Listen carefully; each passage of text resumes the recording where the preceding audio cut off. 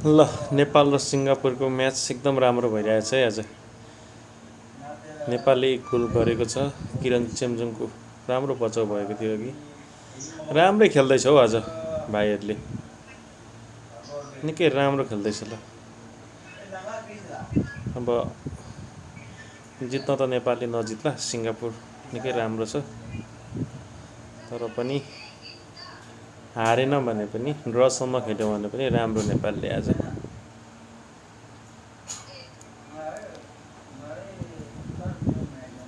निकै राम्रो छ है।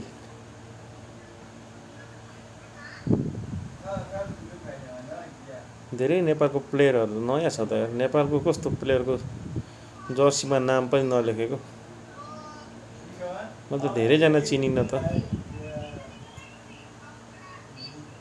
डिफेन्समा एकजना अनन्त तामाङ, अन्जन विष्ट, रोहित चन्द, गोलकिपर किरण चेम्जोङ। धेरै प्लेयर नयाँ रहेछ आज।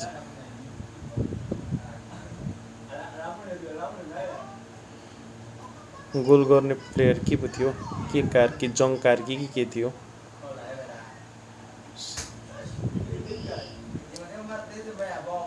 पेल्न त सिङ्गापुरले पेलिरहेछ।